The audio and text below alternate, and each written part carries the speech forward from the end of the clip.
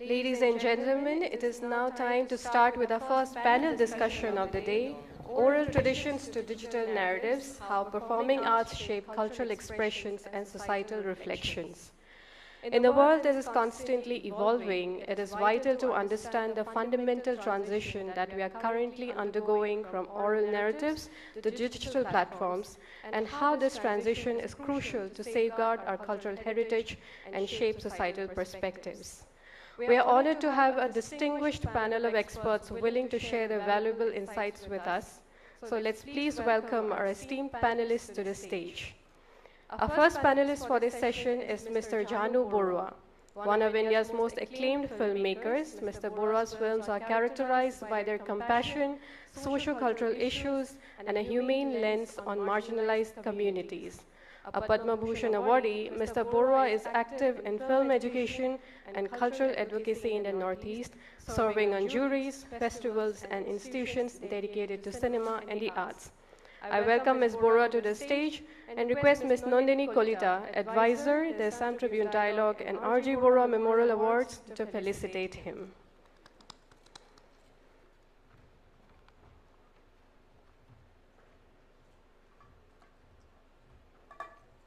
Our next panelist is Mr. Sunil Shanbag, a Sangeet Natak Academy winner. Mr. Shanbag is a Mumbai-based theatre director and producer.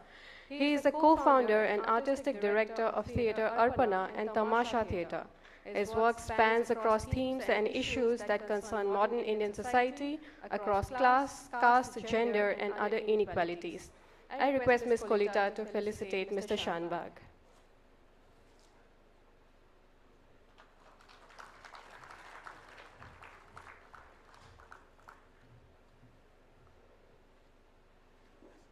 Our final panelist for this session is Ms. Rima Das. Rima Das's breakout feature, Village Rock Stars, went on to win the National Award for Best Feature Film in India. It is also India's official entry to the Academy Awards. In 2024, she was invited to join the Academy of Motion Picture Arts and Cinema, Arts and Sciences, reflecting her growing global recognition. I request Ms. Kolita to felicitate Ms. Das.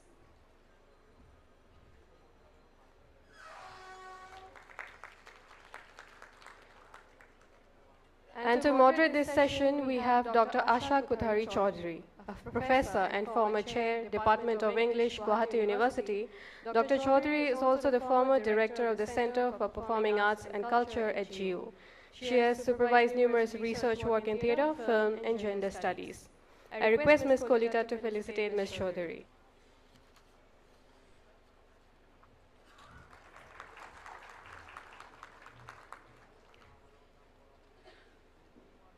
Thank you, Ms. Kolita, for felicitating our panelists. Esteemed guests, the stage is all yours for an engaging conversation.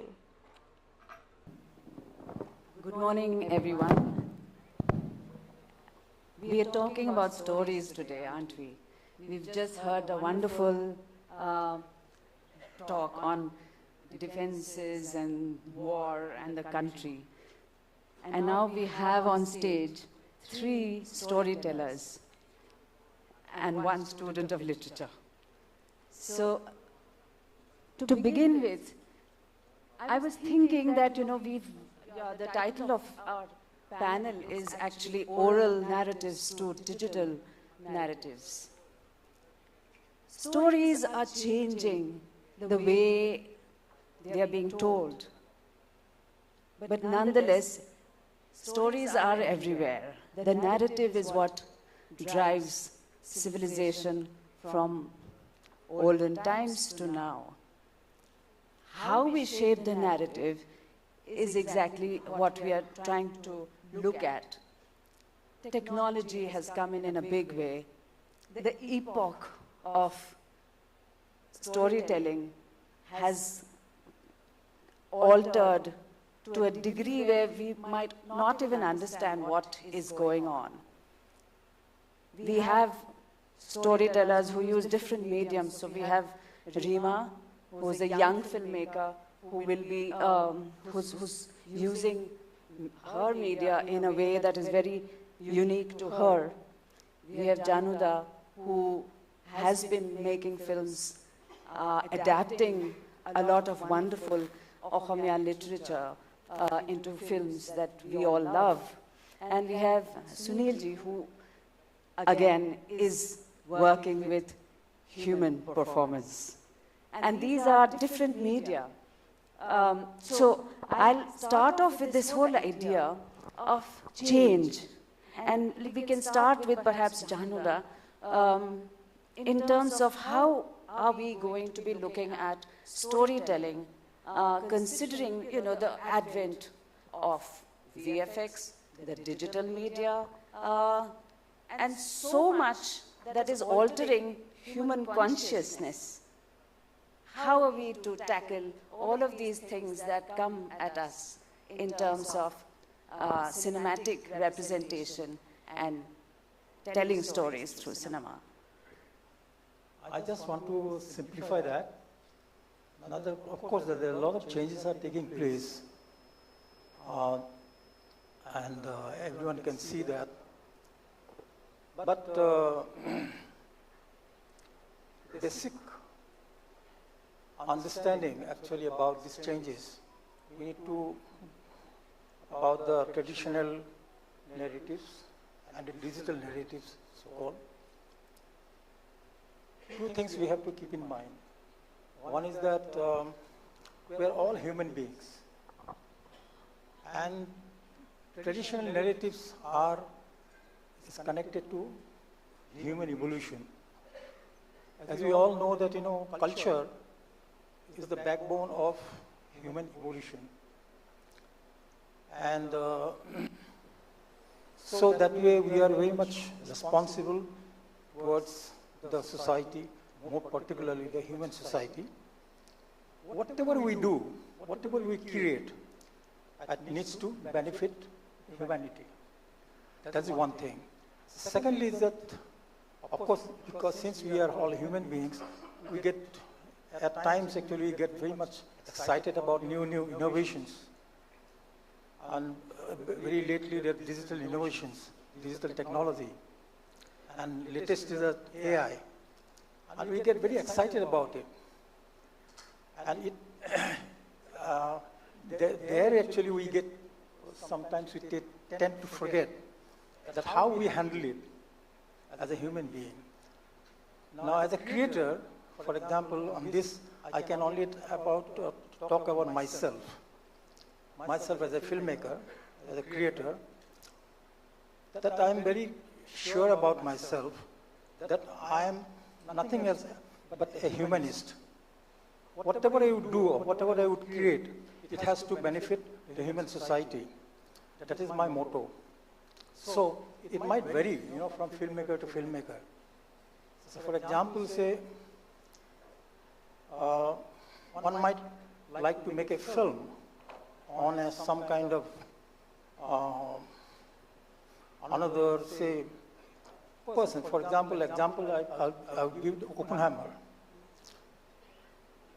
Nolan made the film on Oppenheimer, and I see this different way. Maybe I wouldn't make that film at all, because, see, it won't come into my arena. See, I see it this way.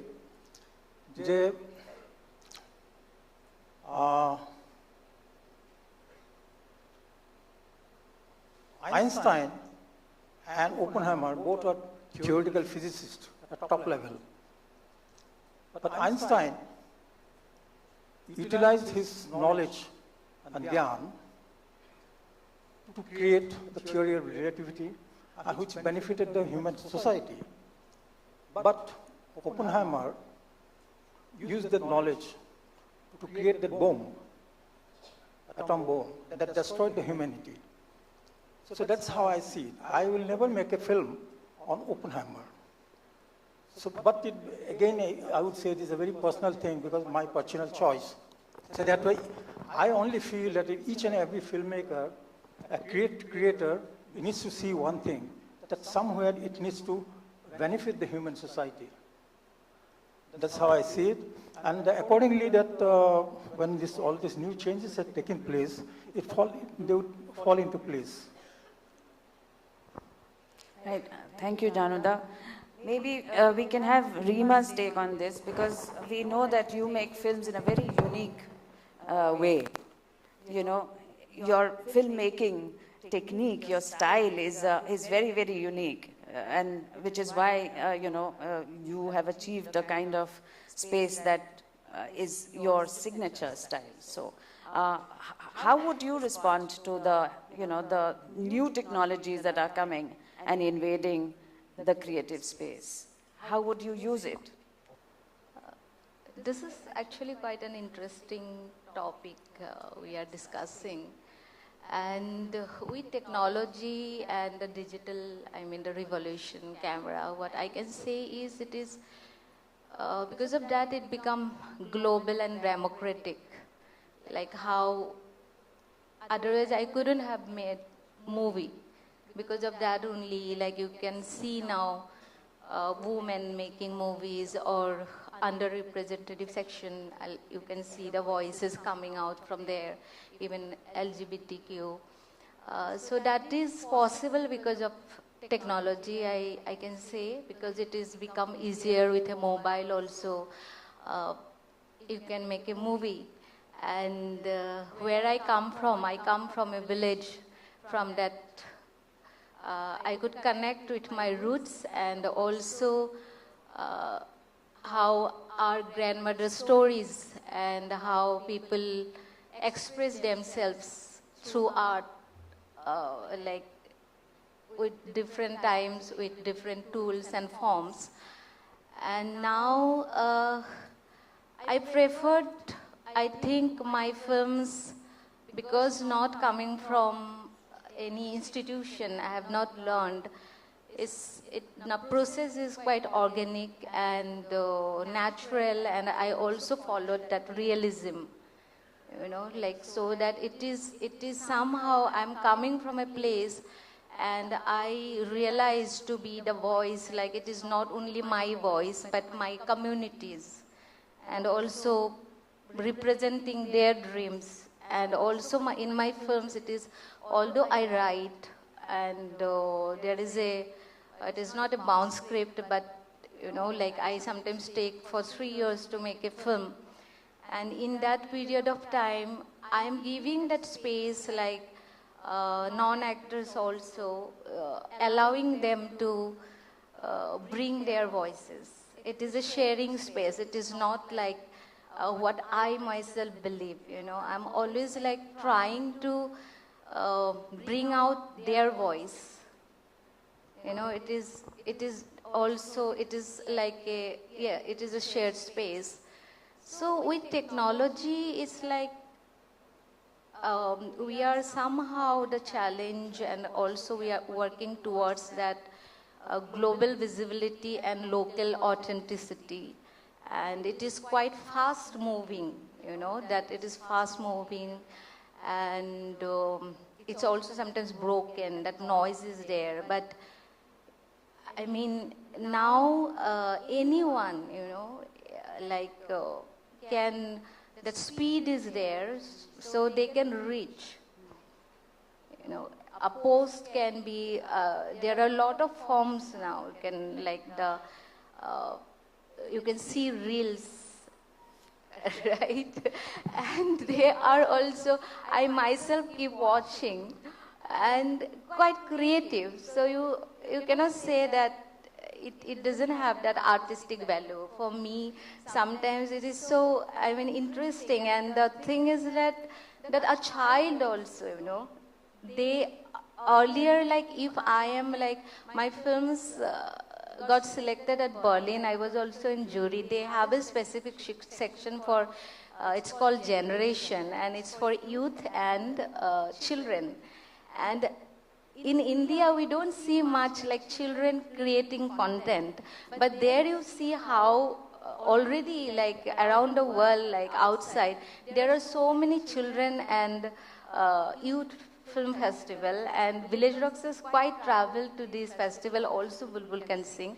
And you see that how they are getting that, they are like, the space is given to them to always to express themselves. But here we don't see that much. You know, if I am making a children film and most of people, we are somehow, sometimes you feel like, is it their voice?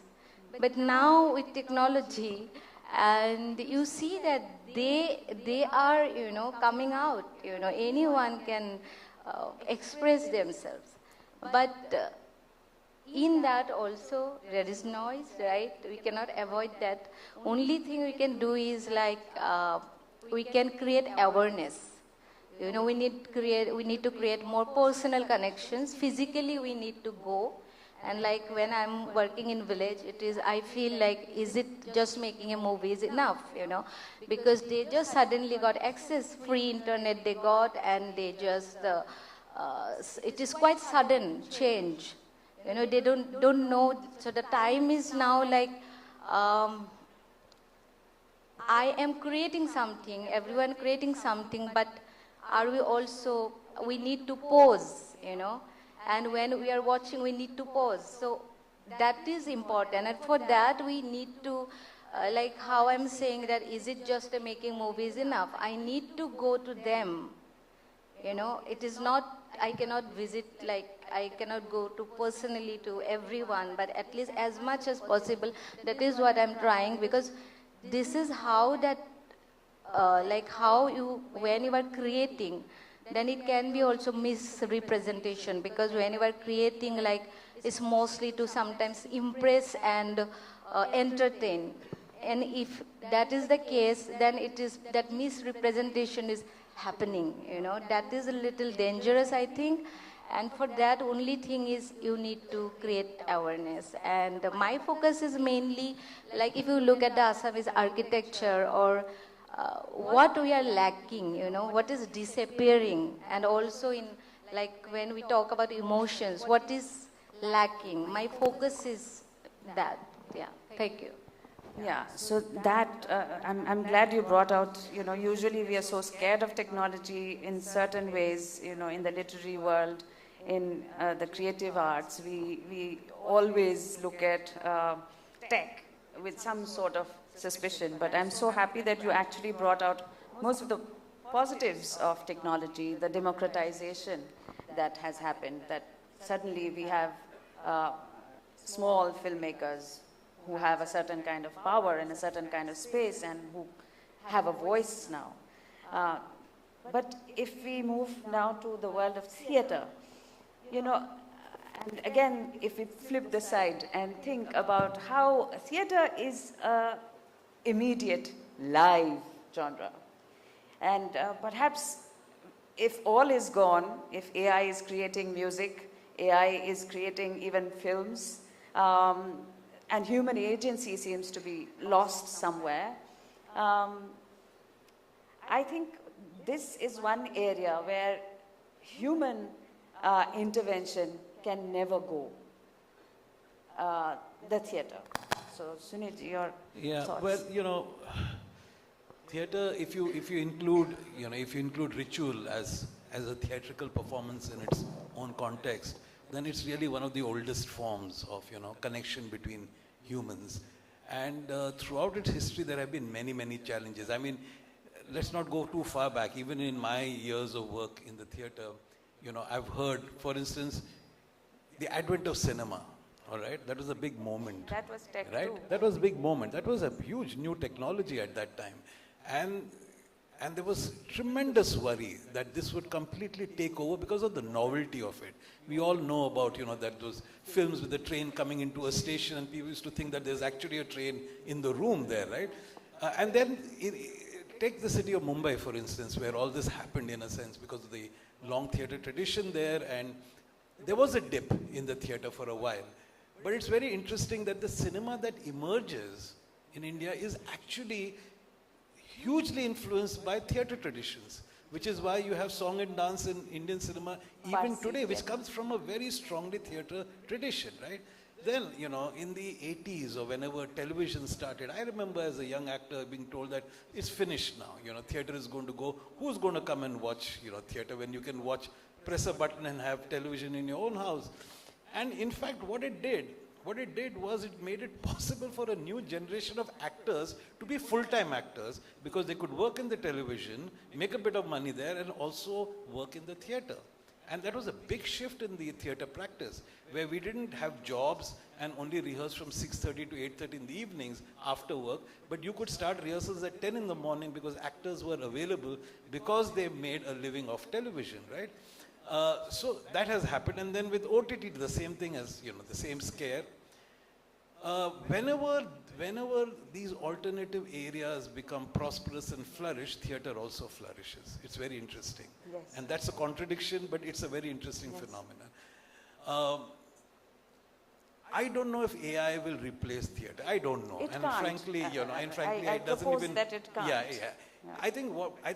I think what is miraculous about theatre, and it's always a state of great wonder, that theatre is live performance, and it only can happen when everybody involved is physically present.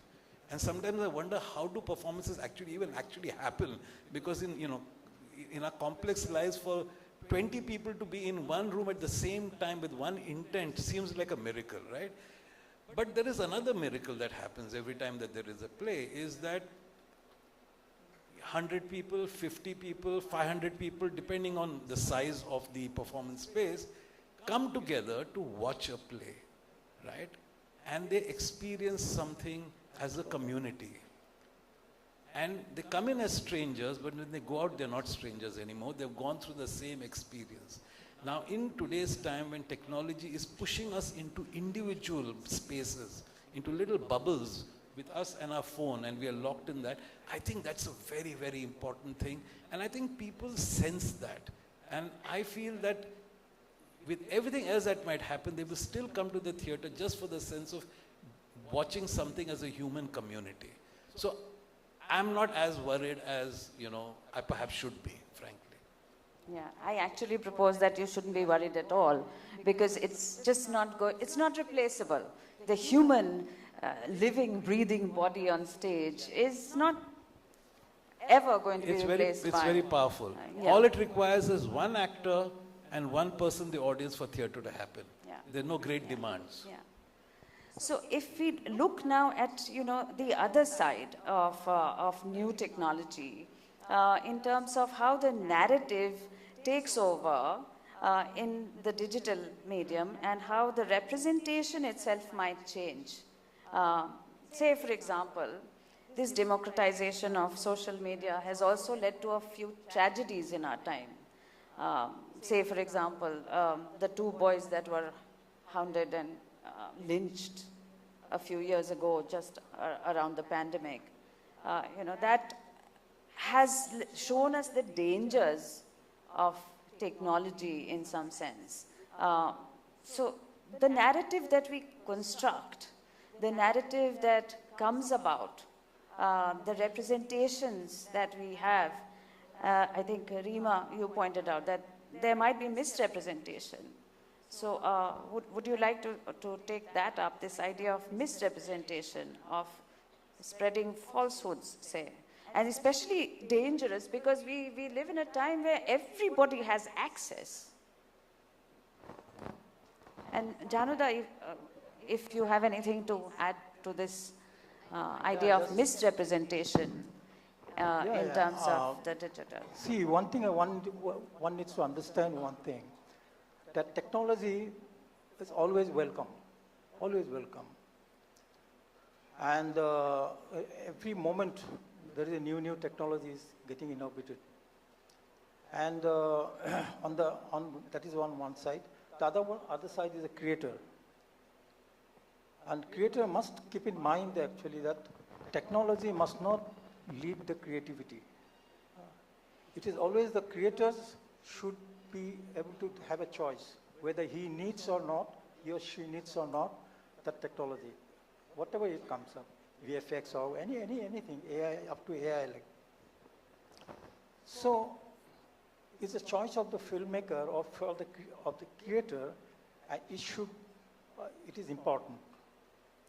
And but what is happening, what we get to see sometimes is that we get so overexcited about new innovations and all, and instead of, more than using it, we start misusing the technology. As a result, whole creation, whatever you do with the creation, that it doesn't become proper. Because, of course, technology is always welcome, and then it has a beauty. But the decision should be the creator's, whether he wants to use it or not, and to enhance whatever the creation he is making. It is not that to destroy his creation. And many times, actually, we get to see that all the films are getting made just for the sake of using VFX and all. They use VFX and destroy the film. That also happens. Rima.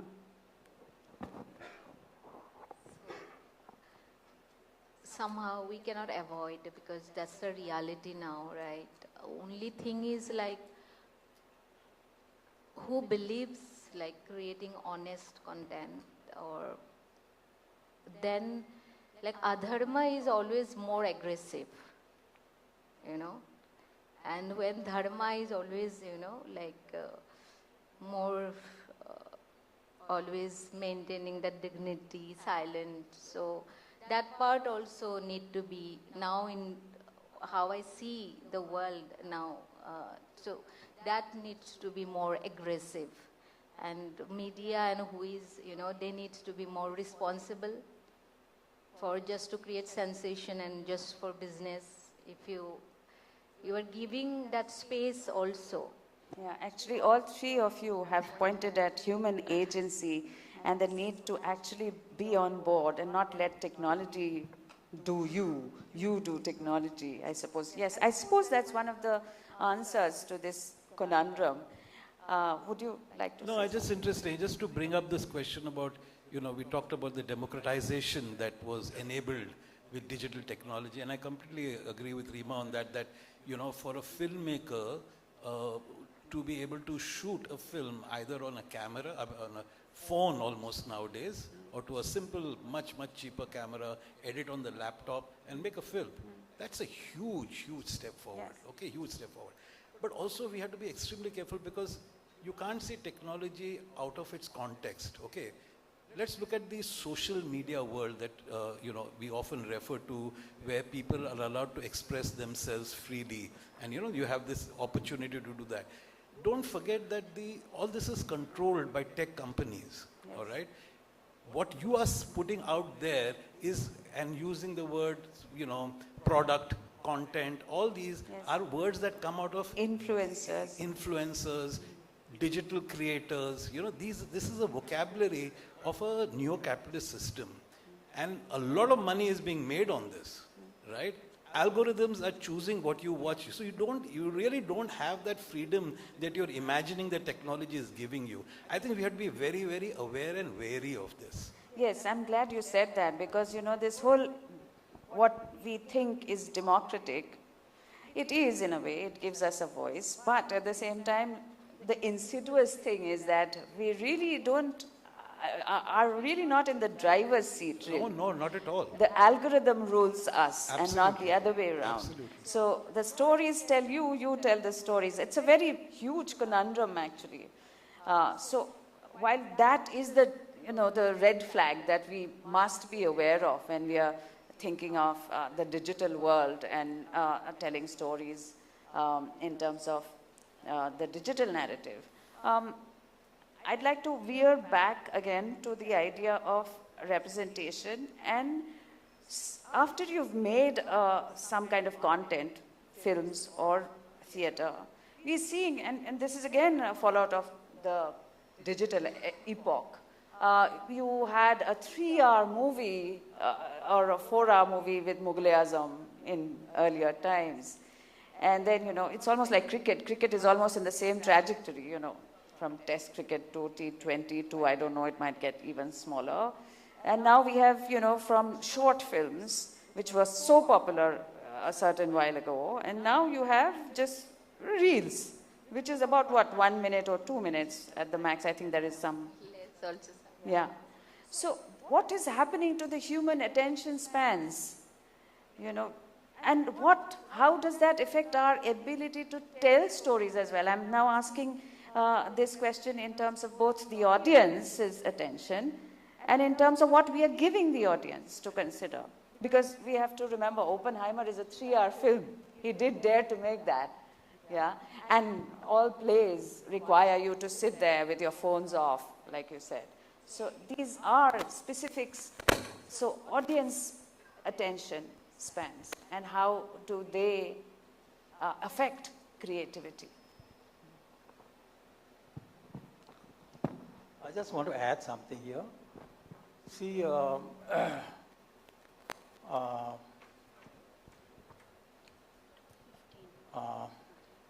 as I said that technology is always welcome, but it should be my choice as a filmmaker, as a creator, whether I need it or not, whether I want to use it or not. Because my purpose is not to enhance the technology, but to enhance my creativity. So if the technology helps in that, then of course I welcome it. In fact, I'm very, I always update myself with the new technology in cinema, but I keep in mind that technology will never control me. I will always control technology. It is not to be, I should not fall for it. But I should be leading it. Because behind any technology, there is a human brain also. There is a human brain. So I appreciate that brain, not the technology. But technology is something, almost like a platform, and whether it is up to you whether you use it or not.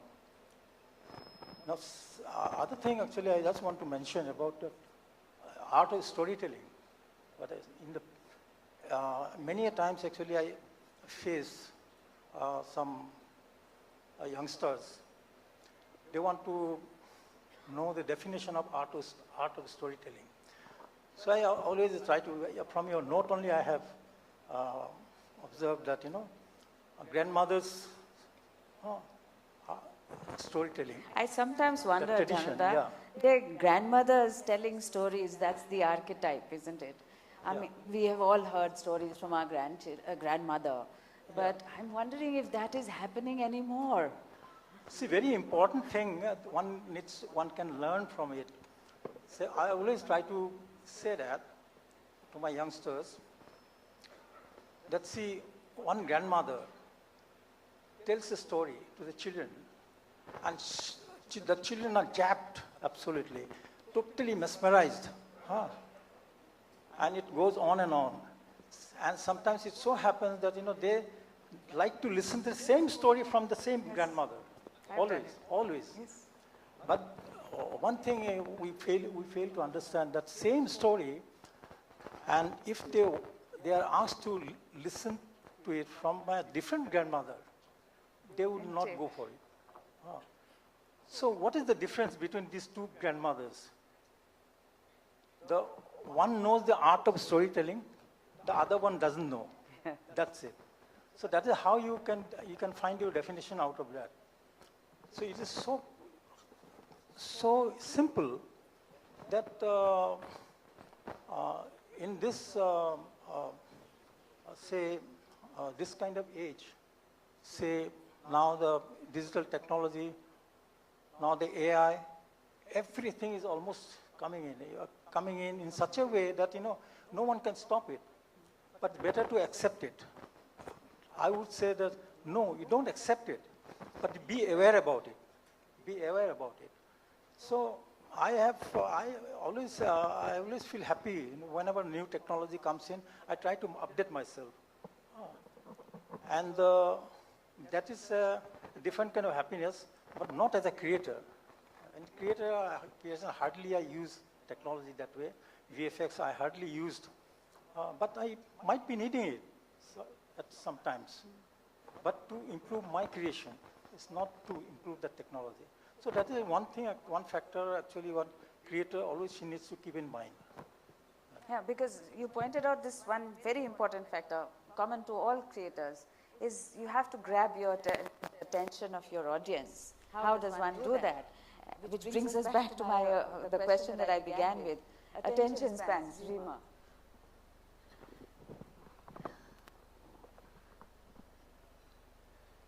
Attention, yeah, of course, like, because I think that's because we have now so many content, right, available, like from this micro, this reels to long format.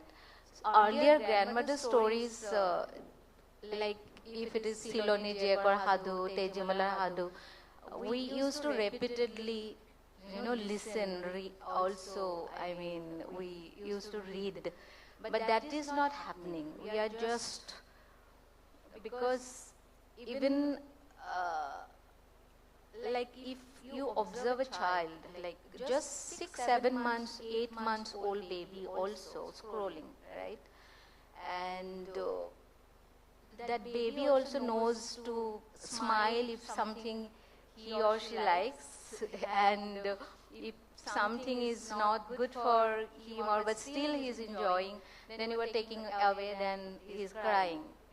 It is like, I don't know, like how later on surely education and family shaping, their, what to see, but they already have it from their birth.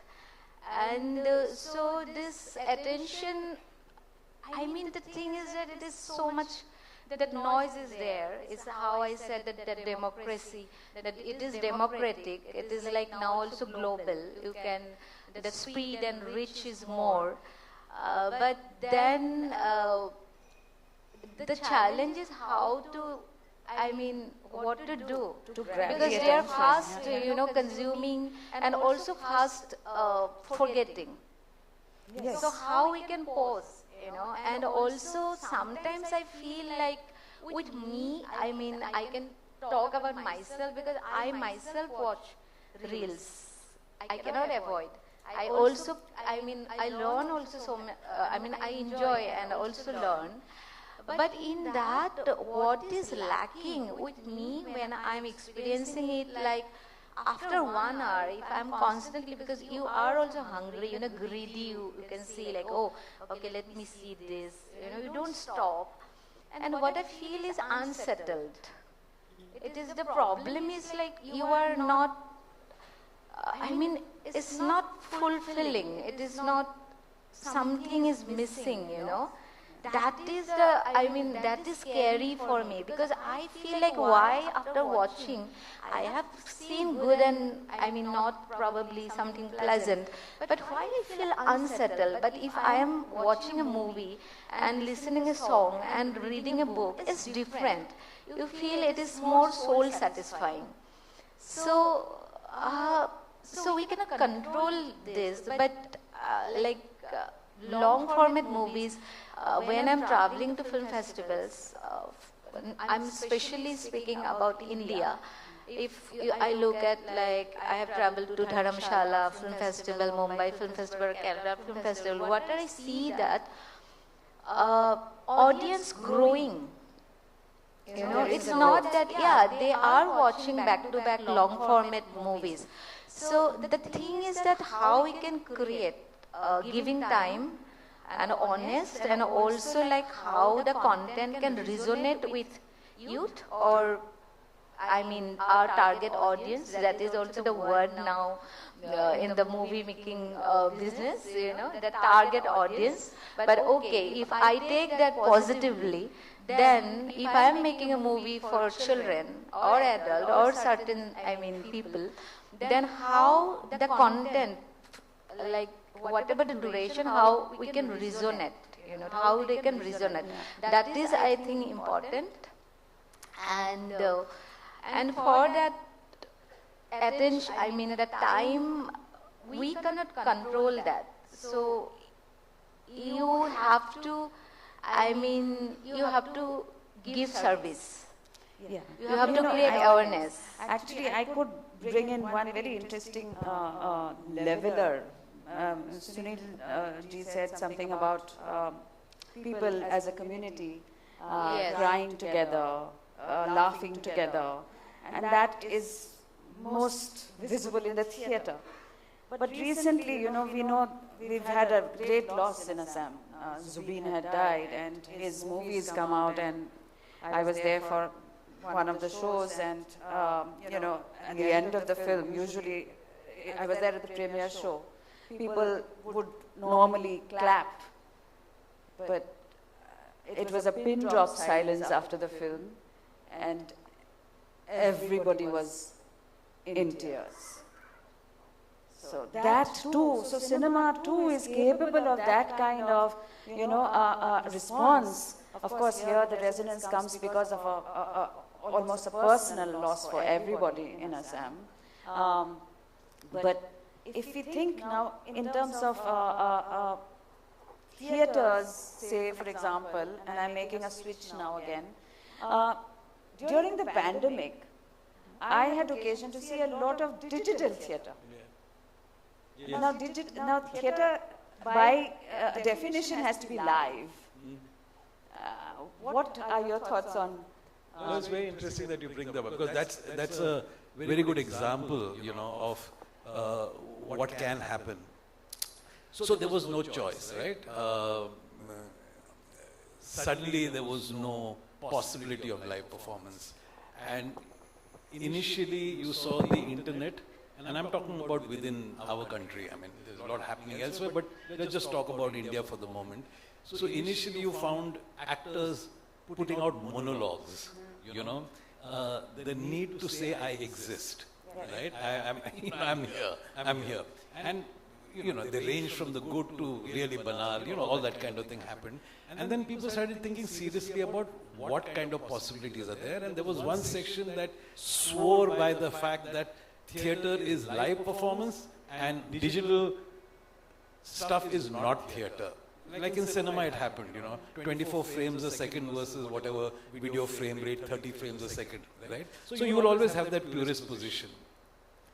But what I found very interesting was how people very quickly started figuring out ways to do this and started experimenting with the digital medium. It was very interesting. It's a matter of months, just 2 or 3 months, and you saw very interesting things happening. And I'd just like to give you a few examples. I mean, the two things that I remember that I was struck by, Amitesh Grover, the director from, the Lost City, he combines the internet coding, and storytelling.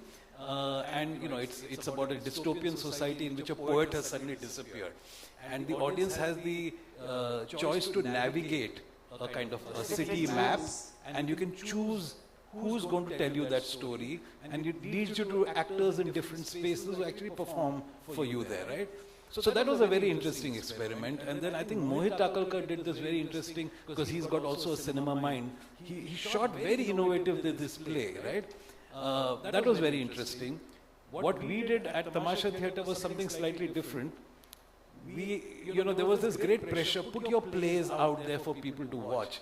But most of our plays are shot just for documentation with a single camera. They can't be watched. They can't be watched as something that will engage you. So what we decided to do was to turn the recording into an archive, and create. So it was a play that I'd done called Sex, Morality and Censorship. And what we did was we did a guided viewing. So we had the writers, the actors, the collaborators all participate, talking about the making of the play, where clips from the play were shown as archival material. And it was interesting that we had about 250 people watching, which is more than what we would fill at Prithvi, which is 180 people. So it was almost like 1.5 times a full house. But interestingly, and there was this conversation that now theatre is going to go digital. The minute COVID ended and there was permission to perform, everybody came right back to live performance. And nobody talks about digital anymore, right? So this is so interesting. This is so interesting. Yes. We are now ready to take a few questions from our audience. So if anyone has any interesting question, please raise your hand. Thank you, Jahnu, Rima, and sir. Sorry, I can't remember your name. Very privileged to be here today in this wonderful session. Like, we are having a lot of ideas converging from different domains and fields. It's not a question, basically, it's an appeal to the prominent filmmakers, like to touch upon some prominent topic which are going to affect our future generations. Like I'm a millennial to Frank. We are promoting hemp. We are trying to utilize the limitless potential of this magical plant which can provide our shelter, housing, clothing, food and heal us sustainably. I mean, I can reiterate truly with Jahnu's words that whatever we create, we need not affect or harm others or the planet. Rather, it's to benefit people, animals, the planet in a holistic way. So it's an appeal to touch upon some topics which are still prevalent in society as a taboo. Like when I talk to people, even in cosmos cities like Mumbai or Bangalore, people have that reservation. Oh, will it make us high? Does it have psychoactive properties and all? So it's an appeal, humble request, to demystify those conditioned or preconceived biases amidst people, I mean society at large. I mean, let us talk about the benefits which can help our generation, which can help people, which can help planet. Okay, And also, is that a question? Can you? No, it's an appeal to talk about hemp in the mainstream. I mean, challenge the mainstream narrative, which is having a lot of, biases. I mean, particularly in younger generation, like they do not know the proper, they are not aware actually. I'm talking about raising the awareness level. All right. Now, would anyone like to respond to that? It's an appeal, he says. Since we are nobody, you have a, Thank you. Sorry, I didn't get, but No, I he guess was something talking actually. about using the cinema or theatre to raise awareness. Basically, As a medium. social consciousness and social justice, and basically that he's saying. I said that any technology, any innovations are welcome. But what we have to be very, very careful about how we use it. How we use it. Out of excitement, sometimes it so happens that instead of more than using it, we start misusing it. Social media is the example. And another thing is that somewhere one needs to be very, very conscious of the fact that somewhere in that excitement we are losing ourselves day by day. I'll give you one example. Maybe I'm the very lucky one. So I got in cinema itself, I got all the stages in my life. Right from, celluloid. Before celluloid, of course, the silent era was there. I was not there. But after that, celluloid, in peak, when the celluloid era was in the peak, I had got into in the institute. So that's how I got into, in the celluloid era itself, there were about 3-4 stages, very important stages, and including that, analog system which had come in, and everything we had to learn. And that is absolutely exciting, very exciting. But all I am saying that, creator is different. Creation is different. Whether you make a commercial film or mainstream film or anything, you should be making it. As a creator, you should be controlling it, not the technology. Out of technology, you must not, out of excitement, you must not misuse the technology. It so happens sometimes, I'll tell you one very important example. And somewhere in the journey, entire creative journey, somewhere we lost the originality. Moment the technology gave us copy-paste technology, that time we lost ourselves as a originality. You hardly get originality today. It becomes so easy to cut-paste, copy-paste. So it is very dangerous. So that way I would say that any creator is always vulnerable position, in a vulnerable position, and in such a way, very dangerous position. What to create, what not to create, like that. So all I'm saying that it is, one needs to be very, very careful as a creator. Thank you, Dada. I think we have time for only one more question. He mentioned that he wouldn't create an Oppenheimer, but he would go and create Einstein. Jahnu, let me understand your feeling. I have followed all your films. I have appreciated that every film you made is for the benefit of the society. But tell me, doesn't the good, bad and the ugly have to come together? Would Ramayana be complete if we didn't talk about Ravana and just spoke about Rama? It wouldn't be complete. The society has to know about Oppenheimer also. The society has to know how the bomb was made, so that the society is benefited by that knowledge. Don't you feel so?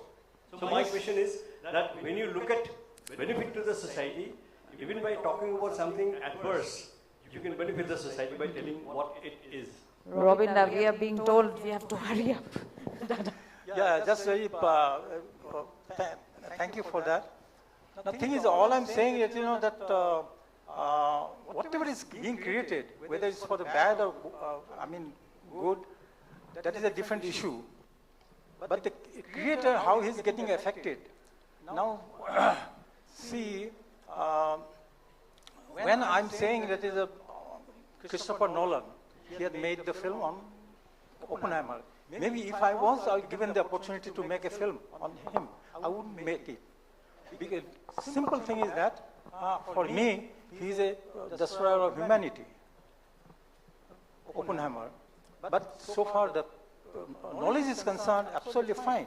That knowledge is, that is exactly, I always feel that, somewhere a balance has to be created. Balance has to be, and that creator also has to be a human being. It's not the technology. The technology cannot create a balance. Yeah, so can we have another question? Yeah, one more, and I think that is it. Thank you so much. It's an opportunity. Only one question, and I can get the answers from Jahnu or anybody else. It's about archiving. We have seen films from Joymoti right up to now, and I value Jahnu Barua's films very much. They keep coming up on YouTube. I want to know, has the government or has any media house or even people like us from civil society organizations got an opportunity to open an archives for the Northeast? I know Shillong has one, but Ohomor Garnet at the archival value asset because the first Assamese film was made here. So is there something which we could have an opportunity to hook up with? This is the question. Thank you so much for that question, and I think it's an extremely, extremely important question. Because, I have so many students here today who have worked on your films and so on for their PhDs, and it is so difficult to get hold of the films properly. Now, of course, it's a bit easier because of technology. Yeah, it's a very, so far archive is concerned, I think our government of Assam, state government is taking a lot of interest, and it's a very difficult process that way to preserve, to digitize, preserve, and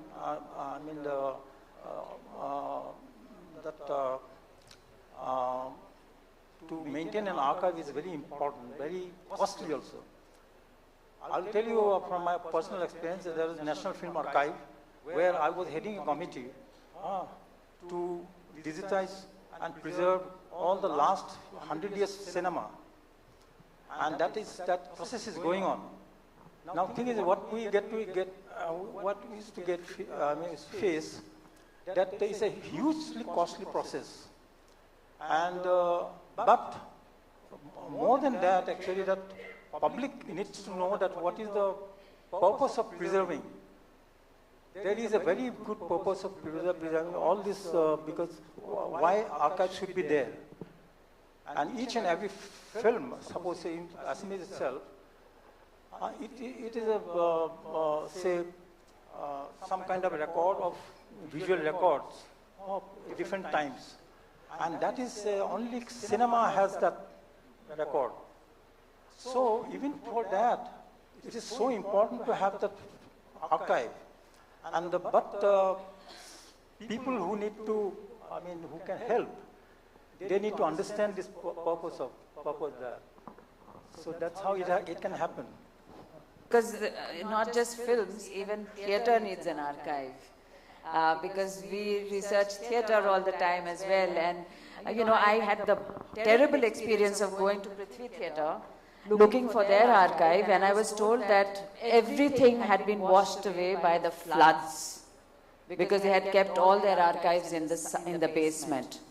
Can you imagine how terrible that is? So archiving, good news, in Assam we are right now in the process of making a theatre archive right from the time of Shankardev, which is called NART, Theatre Archives of Assam. So that's a good thing we are doing, and hopefully we will do some good things with that. Thank you very much. I sincerely thank the audience for those questions and also our panelists for contributing to this important discussion. Can I have a good round of applause for them?